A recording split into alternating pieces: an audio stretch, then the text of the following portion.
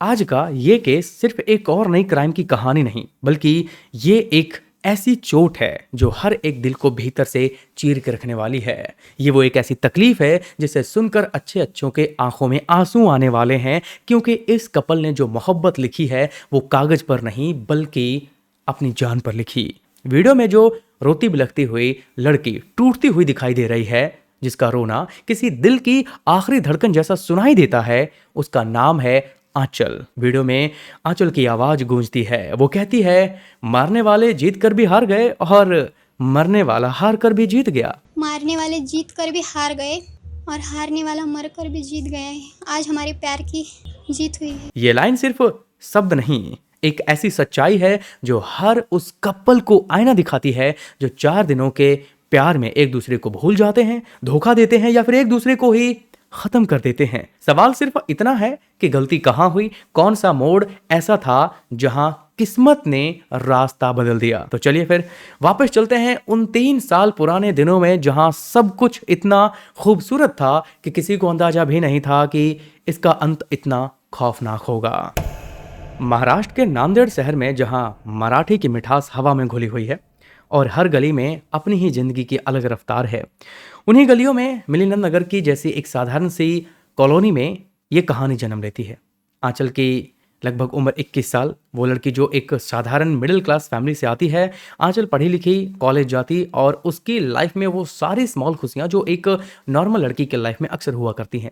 दोस्तों से बातें करना, घर के छोटे मोटे रिस्पॉन्सिबिलिटीज और फ्यूचर के लिए कुछ ब्राइट प्लान्स। उसके पेरेंट्स, पिता गजानन और उसके 2 भाई जो घर की बैकबोन थे। घर में ट्रेडिशनल चीज़ों का ज़्यादा वैल्यू था, चाहे वो रस्म रिवाज हो, चाहे वो कोई भी चीज़ हो, उन्हें वो काफ़ी फॉलो कर रहे थे। और सोच थोड़ी पुरानी थी और आंचल उस घर की वो सॉफ्ट चमक थी जो सबको जोड़ कर रखती थी। वो दिल से प्यार करने में ज़्यादा बिलीव करने वाली लड़की थी और जिंदगी को मुस्कान के साथ कैरी करती। वही दूसरी ओर सक्षम, जो कि लगभग 25 साल का एक यंगस्टर लड़का जो कि बौद्ध कम्युनिटी से ताल्लुकात रखता था। सक्षम एक मेहनती, ग्राउंडेड और हॉनेस्ट यंगस्टर था जो छोटे मोटे काम करके अपने घर को सपोर्ट भी करता। उसके पेरेंट्स भी अपनी रोजमर्रा की जिंदगी में उम्मीदों को थामे हुए आगे बढ़ते जा रहे थे। सक्षम की वाइब, उसका ऑरा काफी सिंपल था लेकिन काफी स्ट्रांग, दोस्तों में काफी पॉपुलर, बात करने में साफ और चैलेंजेस को फेस करने वाला, जज्बा रखने वाला। इन दोनों की मुलाकात मिलिंद नगर की इन्हीं गलियों में हुई थी और ये मुलाकात बिल्कुल कैजुअल थी, कोई ड्रामेटिक सीन नहीं। असल बात यह थी कि आंचल के दोनों भाई सक्षम के बहुत ही करीबी दोस्त थे। घर में सक्षम का आना जाना बिल्कुल नॉर्मल था कि कोई भी उसे अनयूजुअल नहीं मानता था। कभी रोज की चाय पर, तो कभी किसी काम के बहाने हाथ बटाना और कभी बस दोस्त वाला टाइम पास चल रहा होता है। और इसी इजी माहौल में आंचल और सक्षम एक दूसरे को नोटिस करने लग जाते हैं। शुरुआत में दोनों के बीच सीधी साधी प्यार जैसी कोई बात नहीं होती, बट नॉर्मल बातें शुरू हो जाती हैं। वो बस वही कॉमन चीजें जो कि अक्सर दोस्ताना व्यवहार में होता है। आंचल को कैपेबल और सिंपल नेचर वाले लड़के ज़्यादा पसंद थे।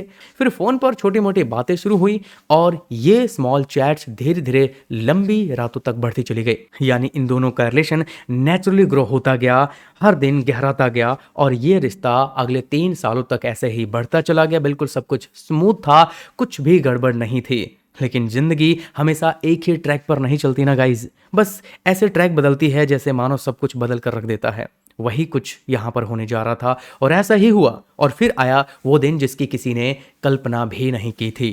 27 नवंबर 2025 की वो शाम।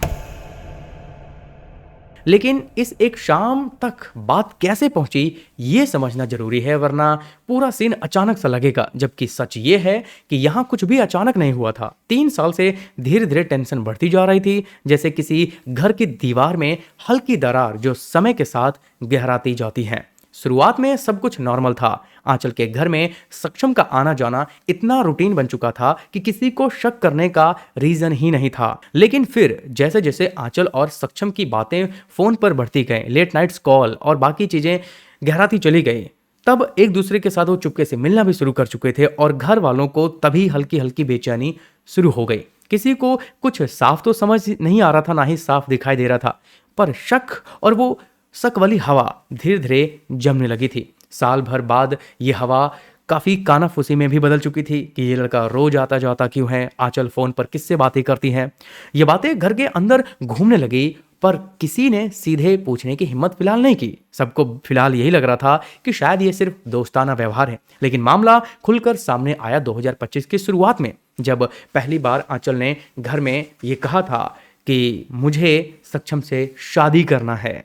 ये सुनते ही घर जैसे ही पूरा हिल गया हो। गजानन यानी कि उसके पिता, आंचल के पिता, जो अब तक बहुत ही सिचुएशन को लाइटली ले रहे थे, वो अचानक से आग बबूला हो गए। उनका पहला रिएक्शन सिर्फ गुस्सा नहीं था, वो एक डर था जो उन्हें समाज से ज्यादा अपने सम्मान के लिए महसूस हुआ।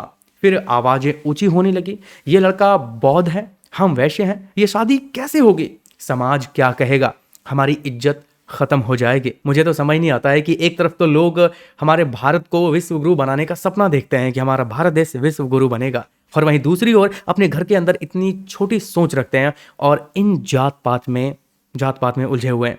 खैर, हम फोकस करते हैं अपनी स्टोरी लाइन पे कि उस दिन घर की हवा बहुत ही बदल चुकी थी। फ़ोन उसका छीन लिया जाता है, बाहर आना जाना कम कर दिया जाता है, आंचल को वो फ्रीडम नहीं मिलती जो कि पहले से मिल रही होती है। और वहीं दूसरी ओर उसके दोनों भाई हिमेश और साहिल ने सक्षम को फ़ोन पर डराना धमकाना शुरू कर दिया कि दूर रहो, ये रिश्ता आगे मत बढ़ाना वरना अच्छा नहीं होगा। कभी सीधे धमकी, तो कभी समाज की बातें, तो कभी फैमिली हॉनर का प्रेशर। आंचल हर कोशिश कर रही थी कि उसके घर वाले समझें, बातों को माने। वो रोकर, समझाकर, कभी चुप रहकर, कभी भूख हड़ताल कर कर समझाने की कोशिश कर रही थी, लेकिन घर वालों का डिसीजन टस से मस नहीं हुआ। उल्टा घर में बातें ऐसी होने लगी कि हम इसकी शादी कहीं और करा देंगे अगर इसने जल्द ही बात नहीं मानी तो। वहीं सक्षम के घर में माहौल इससे डिफरेंट था। जब सक्षम की माँ को, यानी उसकी माँ संगीता को, इसके बारे में पता चला कि रिश्ता कास्ट के कारण अटका हुआ है, तो उन्होंने पहले चिंता जताई। उनके मन में डर था, लेकिन वो अपने बेटे की हैप्पीनेस को समझती थी, इसीलिए उन्होंने उसे शांत किया, मतलब अपने बेटे को समझाया। ये कोई विरोध नहीं था, बस ये एक माँ का प्रैक्टिकल चिंता थी जो कि वो उसे समझा रही थी, पर वो सपोर्ट भी कर रही थी। लेकिन आंचल का परिवार मानने को बिल्कुल ही तैयार नहीं था। बातें बढ़ती गई, वार्निंग कॉल्स तेज हुए और कैपेबल थ्रेट्स तक बातें पहुंचती चली गई, और ये बहुत ही गंभीर बात हो चुकी थी। सक्षम ने भी यहाँ पे पीछे हटने का नाम नहीं लिया और दोनों ने टुगेदर प्लान बना लिया कि वो अब दोनों कोर्ट मैरिज कर लेंगे। और शायद यही वो आखिरी पॉइंट था जिसने आंचल के घर वालों को अंदर से तोड़ कर रख दिया और गुस्से को चरम पर पहुंचा दिया। फिर आ जाती है वो डिटेल जो पूरी कहानी को एक अलग मोड़ दे देती है। यानी 27 नवंबर के शाम को आंचल के परिवार की तरफ से सक्षम को फोन किया जाता है और उसे बुलाया जाता है। जुन्नागंज इलाके में कुछ जरूरी बात करने के लिए बुला लिया जाता है, या फिर ये कह सकते हैं ये एक हनी ट्रैप था। और सक्षम को भी लगा कि हो सकता है कि यहाँ पे बातें समझौते की होंगी, लेकिन असल में ये लालच था, ये एक हनी ट्रैप था। परिवार ने पहले से प्लान बना लिया था। हिमेश, साहिल और गजानन यानी कि उसके दोनों भाई, उसके पिता वहां पहले से इंतजार कर रहे थे। सक्षम वहां पहुंचा तो बहस हुई और फिर गोली की आवाज। उस शाम की कहानी सिर्फ उस गोली तक खत्म नहीं हुई गाइस, क्योंकि मामला उससे कहीं ज्यादा गहरा और डरावना था। सच ये है कि उस रात वहां मौजूद तीनों, आंचल के दोनों भाई जो कभी सक्षम के दोस्त हुआ करते थे, और उसके पिता इस घटना में शामिल थे। वही लोग जिन्होंने कभी साथ में बैठ के चाय पी थी, हंसी मजाक किया था, वही आज अचानक से उसके सामने उसके दुश्मन बनकर खड़े थे। बातें धीरे धीरे तेज हुई, फिर टेंशन इतनी बढ़ गई कि माहौल बहुत ज्यादा इंटेंस हो गया, संभाल पाना काफी मुश्किल था। और तभी हिमेश ने अचानक देसी कट्टा निकाल लिया और उसी वक्त एक छोटी सी आवाज गूंज उठी, और उस छोटी सी आवाज ने सब कुछ शांत कर दिया और सक्षम लड़खड़ा कर वहीं पर गिर गया। कि तभी उन्होंने आसपास पड़ी टाइल्स उठाई और उसकी पहचान मिटाने की पूरी कोशिश की। ये वो पल था जिसे शब्दों में कहना बहुत ही मुश्किल है। और ये सब करने के बाद वे लोग वहां नहीं रुके, और जैसे ही उनको लगा कि काम पूरा हो गया है, वो तीनों वहां से भाग खड़े हुए। लेकिन कुछ ही घंटों बाद उन तीनों को कुछ सीसीटीवी फुटेज और गवाहों के बयान के आधार पर जल्द ही पकड़ लिया गया, जिनमें से कुल 5 आरोपी गिरफ्तार हुए थे। वो तीनों थे ही, साथ में 2 और भी थे, एक रिश्तेदार और एक कोई उसका साथ देने वाला लोकल ही था। लेकिन ये गिरफ्तारियां सिर्फ एक शुरुआत थी। असल लड़ाई तो उसकी बेटी की थी, अब शुरू होने वाली थी। वो लड़ाई जो आंचल ने अकेले लड़ी, और शायद दुनिया की किसी भी लड़की ने इतनी हिम्मत से नहीं लड़ी होगी। अगले दिन 28 नवंबर की शाम जब सक्षम को अंतिम संस्कार के लिए तैयार किया जा रहा था, तब आंचल उसके घर पहुंची, सक्षम के घर, और आंखें सूजी हुई थी, चेहरे पे रोने की थकान थी, लेकिन उसके भीतर वो प्यार था, वो प्यार उमड़ रहा था जो कि आंचल ने अपने गुजर चुके प्रेमी के साथ कुछ शादी की रस्में निभाई, जैसे कि हल्दी उसे लगाकर खुद लगाना, सिंदूर और यहाँ तक कि मंगलसूत्र भी पहन लिया। और फिर उसी वक्त शादी के बाद वो विधवा भी हो गई।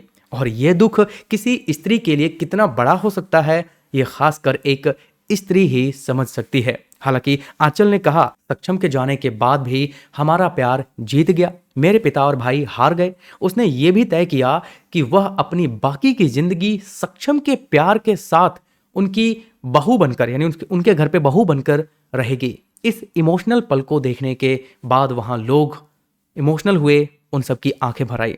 आंचल ने खुलकर कहा कि वो अपने पिता और भाइयों के लिए फांसी की सजा चाहती है, लेकिन अब देखना यह है कि अदालत उन्हें कैसी सजा देती है और कब तक देती है। लेकिन सच ये भी है कि दिल के किसी कोने में हमारा डर बना ही रहता है कि शायद कुछ खास होने वाला नहीं है, क्योंकि अक्सर ऐसे मामलों में वही होता है जो नहीं होना चाहिए, और आपको भी अच्छे से पता है। इस पूरी घटना ने एक बात साफ कर दी है, ये सिखा भी दिया है कि अगर कोई प्यार को सच्चे मन से निभाने वाला हो तो वो किसी भी हालात में निभा जाता है, आपके होने पर भी और आपके ना होने पर भी।